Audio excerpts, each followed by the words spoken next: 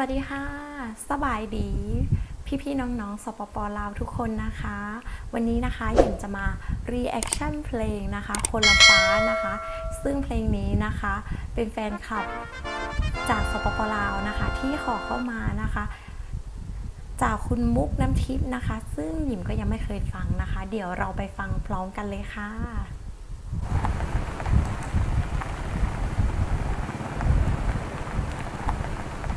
มีดอกไม้ด้วยสวยมากเลยค่ะ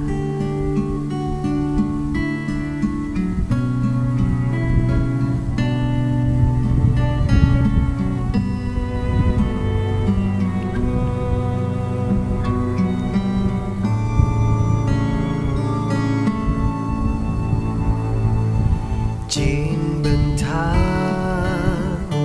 หนทางสุดยาวไกลมีรถไถนาด้วยค่ะเบิ่งไปฟ้าเบิ่งถึงคุณพ่อจะไปไหนคะคุณพ่อก่อกวงไกลจนสุดลูกตาถือกีตาร์ด้วยค่ะและสองเฮาจากกันก็แสนนานวันสักสุดท้ายที่ถือดอกไม้ถือกีตาร์มานะคะดูว่าคุณพ่อจะไปไหนนะสุดท้ายมือนั้นค่อยยิ้มจือมันเป็นภาพสุดท้า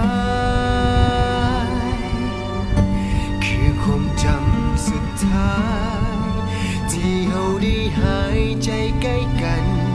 กอดอุ่นๆจากสองมือคู่นั้นยังมีกลิ่นไอความหักและห่วงใยอยู่คนละฟ้าบ่ฮู้ว่าความคิดถึงส่งไปจะฮอดเจ้าหรือบ่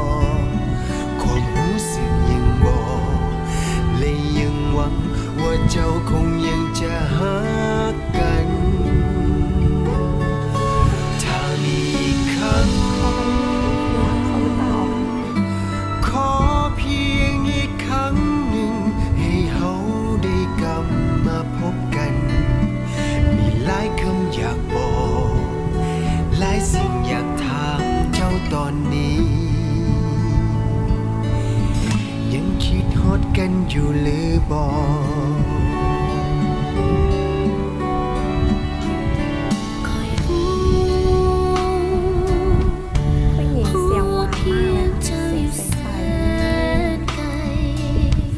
ซึ้งมากเลยค่ะกฎเกณฑ์ฟ้ากันเฮาให้ห่างกันแต่มันคงกีดกันได้เพียงแต่ห่างกันสวยมากต่อเจ้า